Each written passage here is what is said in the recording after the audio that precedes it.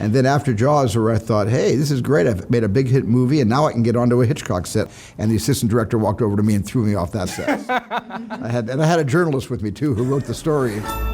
There is no filmmaker in the world that has had such a huge impact on our culture as Mr. Steven Spielberg. But what you might not know is that in amongst the billions of dollars of box office, those really memorable scenes, old mate apparently is a mad keen gamer, all of which he's funneled into his brand new movie Ready Player One. And so we have come to the United States to sit down not just with the cast, but of course the man himself, the biggest filmmaker of our generation, Steven Spielberg.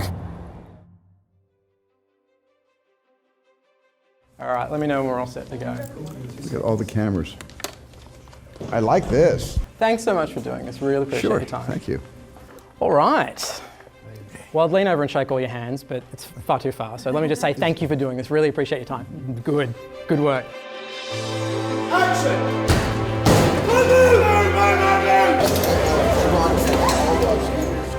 After all these years, do you still get nervous before you launch a movie like this? Yes.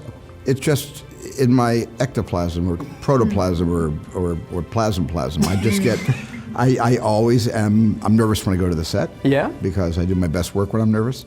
And I'm nervous when we have to show our efforts after 3 years of effort. So there's always a little bit of anxiety. Right in our faces. It's got to be strong. That's what breeds. So like I personally say it to... You personally say it to some dude. Like, I'm just like... What surprised you about stepping onto a Steven Spielberg set? Something you didn't expect? It felt like a big family. Yeah. And I could imagine how big the movie was going to be in scope and scale and visually, but I was still surprised by it when I saw it for the first time because the way this set felt, it was completely intimate in our relationships with each other. Playful as well, oh, yeah. Hugely playful.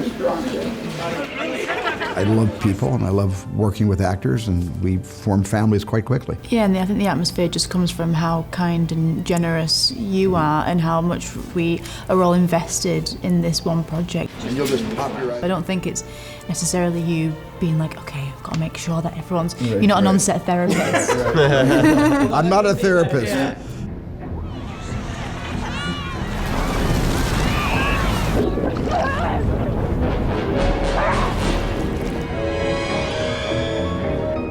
It's quite well known that you're a big fan of gaming, but I didn't fully realise how far back that went. Yeah. Is it true that on the set of Jaws, you and Richard Dreyfuss went hunting for a machine that would play Pong? No, we didn't go hunting. The machine hunted us. It was there. It was plugged into a wall at a carousel, and after shooting a couple times a week, we go to the carousel and put our quarters in and play Pong, which was a table tennis, a paddle tennis game, and the first video game ever commercially released. That was absolutely the birth of my interest in video gaming, right there, in 1974. But when I read Ernie Klein's script and I read, the book, the first thing I determined when I decided I would direct the movie, when it was offered to me by Warner Brothers, the first thing I said to everybody was, we have to make a movie that if you've never played a video game in your entire life, you will understand the movie, you'll understand the story, you'll love the characters, and you'll jump on the ride you're about to be given, and without ever having any experience playing video games, and that was very important to me. But at the same time, one of the things that really powers the movie and watching with an audience is really telling is that the pop culture references, like very different parts of the cinema got the different pop culture references. Help us save the Oasis.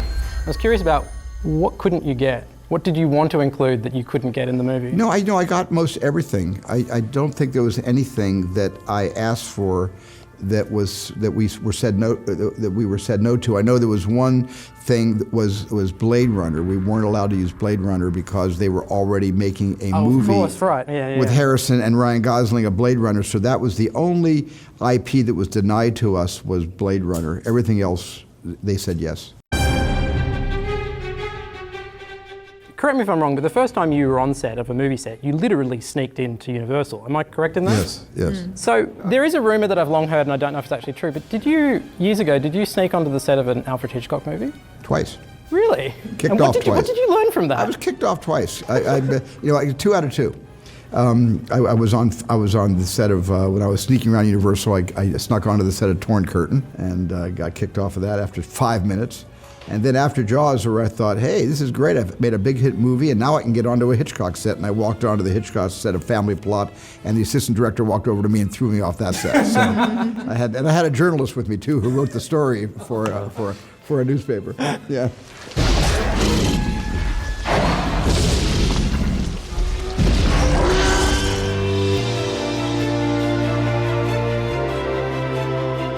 You use computer-generated imagery to generate a lot of heart, and I was wondering if you could take me back to the first moment that you realised that computers could do that. You could create emotional moments with computer imagery. Well, the computer doesn't create any emotion at all. The computer is a tool. All the emotion is because the actors put the emotion into their performances, and that the artists at ILM were able to translate those real-life emotions into the characters that they're animating, that they're digitally giving life to. Let's roll sound and let's roll mocap, please. All the emotion in the avatars in Ready Player One is because the actors that took these characters seriously, the artists at ILM were able to transpose those real life emotions into the avatars in a way that didn't lose not a scintilla of emotion was lost because of the talent at ILM. Are you willing to fight? I love that there's an entire industry dedicated to just like you guys and your faces. Yeah, poor people. They've spent years studying a lot of my facial expressions, which is so scary. Because we're not together. We've never even met.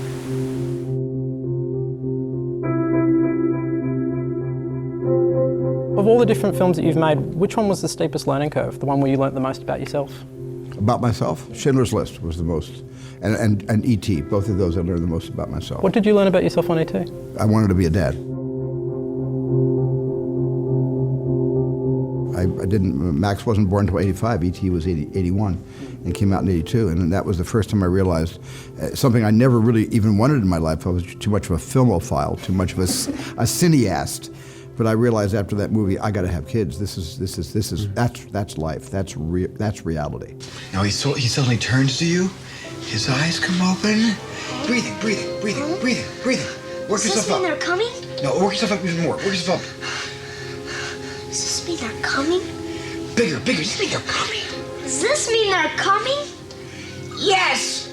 Ah! There's been so many young people whose careers you've started over the years, and I'm wondering, beyond talent, beyond appropriateness for the role, is there something you're looking for in the personality of a young performer? Well, I'm looking for not just the individual, but it's what they're like together on the screen and what sparks fly when they are on the screen. I was looking for kind of a light, a little sparkle in their eyes. It's a little bit different than others, and I kind of look at the eyes and can tell about Really? the fire in the eyes. Yeah.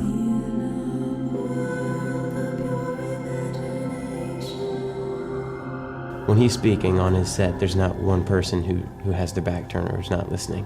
And I don't know how to quantify that quality, but you have it, and it's a really, really powerful thing. Okay. Money well spent, that is.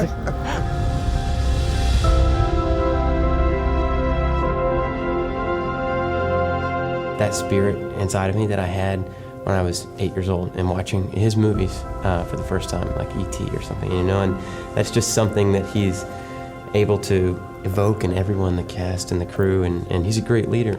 He makes it easy to get excited about working on his movie. Stephen, Ty, Olivia, thank you so much for your time. Have a really lovely meeting all of you. Thanks. Nice meeting you too. Thank you. Thank Thanks you. a lot. Great.